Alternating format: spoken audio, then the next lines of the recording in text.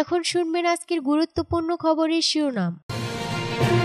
60 দিনের যুদ্ধবিরতির শর্তে 9 জিম্মি মুক্তির প্রস্তাব হামাসের, ইসরায়েল চায় জীবিত থাকার প্রমাণ। গাজায় ইসরায়েলি আগ্রাসন, 48 ঘণ্টায় 200 ফিলিস্তিনি নিহত। আইসিসির পরোয়ানা ভ্যাটিকান সফরও বাতিল করলেন নেতানিয়াহু। গাজার ভিডিও নিজেদের হামলা বলে প্রচার, ভুয়া খবর, সয়লাব ভারতের মিডিয়া।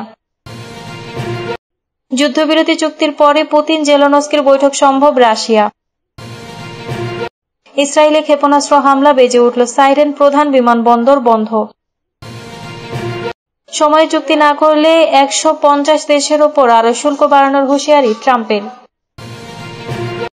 60 দিনের যুদ্ধবিরতির শর্তে 9 জিম্মি মুক্তির প্রস্তাব হামাসের। গাজায় চলমান যুদ্ধের মধ্যে 60 দিনের যুদ্ধবিরতির বিনিময়ে 9 জন ইসরায়েলি জিম্মিকে মুক্তি দেওয়ার প্রস্তাব দিয়েছে হামাস। একই সঙ্গে এই সময়ের মধ্যে ইসরায়েলের পক্ষ থেকে ফিলিস্তিনি বন্দীদের মুক্তি দিতে হবে বলে উল্লেখ করা হয়েছে। বিবিসির খবরে বলা হয়, দোহায় কাতার ও যুক্তরাষ্ট্রের মধ্যস্থতায় শনিবার বিকেলে এই আলোচনা শুরু হয়। ফিলিস্তিনের এক কর্মকর্তার বরাতে জানা গেছে, যুদ্ধবিরতির আওতায় প্রতিদিন গাজায় 400টি ত্রাণবাহী ট্রাক প্রবেশ করতে পারবে এবং গুরুতর অসুস্থ চিকিৎসার জন্য গাজার বাইরে পাঠানো যাবে। অন্যদিকে ইসরায়েল চায় যেসব জিম্মিকে মুক্তির প্রস্তাব দেওয়া হয়েছে তাদের জীবিত থাকার প্রমাণ এবং বিস্তারিত তথ্য।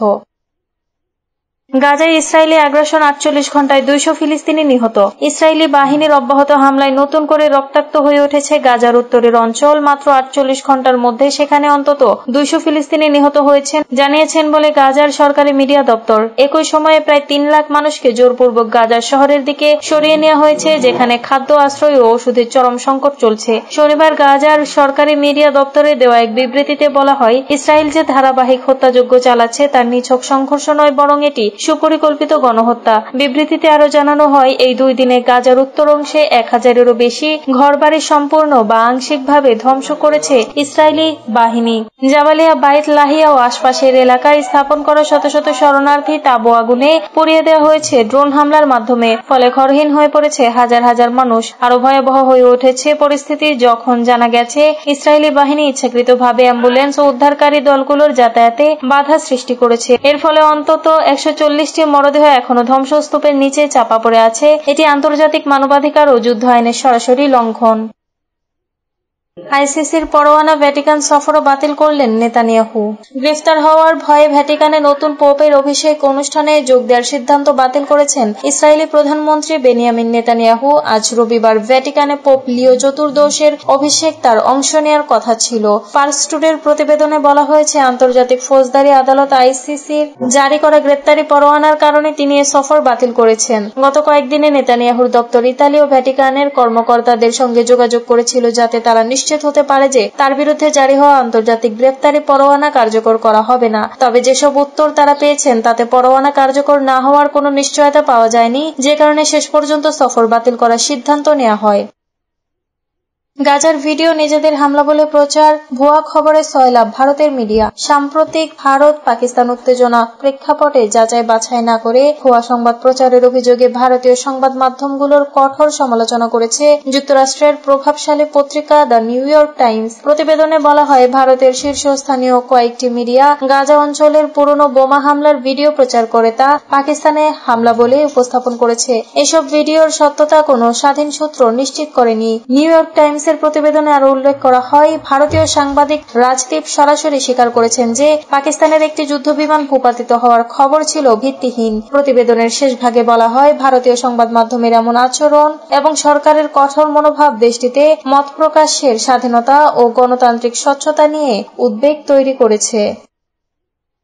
যুদ্ধবিরতি চুক্তির পরই পুতিন জেলেনস্কির বৈঠক সম্ভব, রাশিয়া। যুদ্ধবিরতি নিয়ে একটি চুক্তিতে পৌঁছানোর আগে রাশিয়ার প্রেসিডেন্ট ভ্লাদিমির পুতিন ও ইউক্রেনের প্রেসিডেন্ট ভলোদিমির জেলেনস্কির মধ্যে বৈঠক যে সম্ভব নয় তা স্পষ্ট ভাষায় জানিয়ে দিয়েছে ক্রেমলিন। যুদ্ধবিরতি নিয়ে দুই দেশের প্রতিনিধিদের মধ্যে বৈঠকের পরদিনই রাশিয়ার পক্ষ থেকে এমন কথা জানানো হলো। আজ শনিবার নিয়মিত ব্রিফিংয়ে ক্রেমলিনের মুখপাত্র দিমিত্রি পেসকভ বলেন, আমরা মনে করছি এটি সম্ভব, তবে তা হবে দুই পক্ষের মধ্যে একটি চুক্তির মাধ্যমে সুনির্দিষ্ট কিছু ফলাফল অর্জনের পর আপাতত গতকাল তুরস্কে দুই দেশের প্রতিনিধিরা যে বিষয়ে একমত হয়েছেন তা সম্পন্ন করা প্রয়োজন, অর্থাৎ 1000 করে বন্দি বিনিময়। রাশিয়া ইউক্রেন যুদ্ধ শুরুর পর 3 বছরের মধ্যে গতকাল শুক্রবার তুরস্কের ইস্তাম্বুল শহরে প্রথম সরাসরি আলোচনায় বসে মস্কো ও কিয়েভ। ওই আলোচনায় যুদ্ধবিরতি বিষয়ে কোনো ঐকমত্য হয়নি, তবে 1000 করে বন্দি বিনিময়ে রাজি হয় দুই পক্ষ।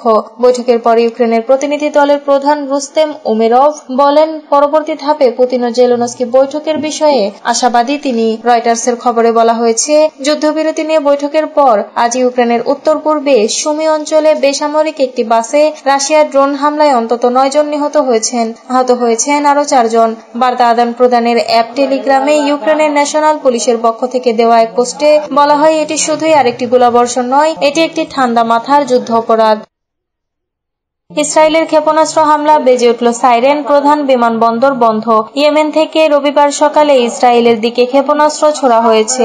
এতে সতর্কতা হিসেবে ইসরায়েলে সাইরেন বেজে ওঠে এবং ইসরায়েলের প্রধান আন্তর্জাতিক বিমানবন্দর বেন গুরিয়নে সাময়িকভাবে ফ্লাইট চলাচল বন্ধ করে দেওয়া হয়। চ্যানেল 12 এর বরাতে তথ্য জানিয়েছে কাতার ভিত্তিক সংবাদ মাধ্যম আল জাজিরা। জানা গেছে, বেন গুরিয়ন ইসরায়েলের প্রধান ও সবচেয়ে ব্যস্ত আন্তর্জাতিক বিমানবন্দর এটি। বিমানবন্দরটিতে উড়োজাহাজ ওঠানামায় সাময়িক স্থগিতাদেশ কতক্ষণ কার্যকর থাকবে তা এখনো স্পষ্ট নয়। ইসরায়েলের সামরিক বাহিনী বলেছে, রোববার সকালের মধ্যে ইসরায়েলের ইয়েমেন থেকে ছোড়া একটি ক্ষেপণাস্ত্র তারা ভূপাতিত করেছে। ইয়েমেন থেকে ক্ষেপণাস্ত্র ছোড়ার জেরে ইসরায়েলের মধ্যাঞ্চল জুড়ে সতর্কতার স্বরূপ সাইরেন বাজানো হয় বলে জানায় ইসরায়েলি সামরিক বাহিনী। চ্যানেল 12 ইসরায়েলি সামরিক বাহিনীর বরাতে জানায়, ইয়েমেন থেকে ইসরায়েলি অভিমুখে আরেকটি ক্ষেপণাস্ত্র ছোড়ার চেষ্টা করা হয়েছিল, কিন্তু সেই চেষ্টা সফল হয়নি। মূলত ইয়েমেনের ইরান সমর্থিত হুথি বিদ্রোহীরা ইসরায়েলকে নিশানা করে ক্ষেপণাস্ত্র নিক্ষেপ অব্যাহত রেখেছে। হুথিরা বলছে, ফিলিস্তিনের গাজায় ইসরায়েলের নির্বিচার হামলার প্রতিবাদে ফিলিস্তিনিদের প্রতি সংহতি জানিয়ে তারা এই হামলা করেছে। চলতি মাসের শুরুর দিকে হুথিদের ছোড়া একটি ব্যালিস্টিক ক্ষেপণাস্ত্র বেন গুরিয়ন আন্তর্জাতিক বিমানবন্দরের সীমানায় আঘাত হেনেছিল। এতে বিমানবন্দরের একটি সড়ক ও একটি যানবাহন ক্ষতিগ্রস্ত হয়।